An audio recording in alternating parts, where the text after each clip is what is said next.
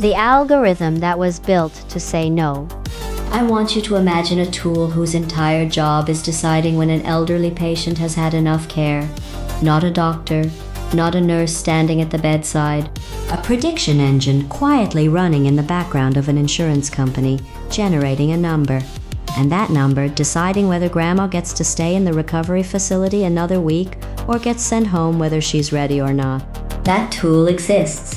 It's called NH Predict, built by a company called NaviHealth, used by one of the largest health insurers in America to help manage claims for older patients. And according to a lawsuit brought by the families of patients who used it, the tool had an alleged error rate of around 90%. Those denials were actually appealed. They were reportedly overturned very close to 100% of the time, right around 99.7% in favor of the patient. Sit with that for a second. The tool making decisions about medically necessary care.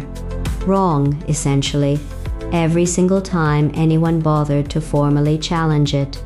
And still running at scale on people who mostly never got the chance to appeal at all.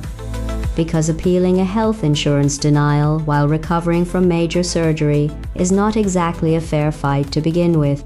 And here's the detail that turns this from a technical failure into something considerably dark.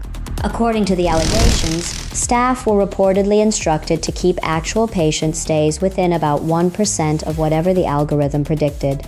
Not use the number as a helpful guide. Match it.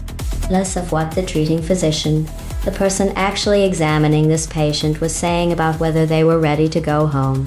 One study looking at the tool's real-world impact found it cut post-acute care coverage by around 13%, largely by shortening stays in skilled nursing facilities specifically. So picture the actual mechanics of that. A doctor standing in the room says, "This patient needs another week." A number generated somewhere else entirely disagrees.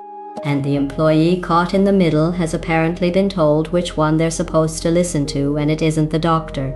The company's position, for the record, is that the tool is meant as a support system, factoring in things like a patient's mobility and ability to manage daily activities, shared with providers to help guide recovery planning. That's the official framing. Support, guidance, a helpful colleague in the room.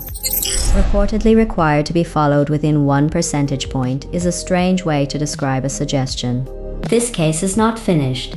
Courts have allowed it to proceed as a class action, and as recently as this year, a judge ordered broad access to internal documents about exactly how the tool was built and how it was actually used day to day, which tends to be the point in a lawsuit where things stop being about allegations and start being about evidence. Whatever comes out of that discovery, here's what already doesn't need a verdict to be true.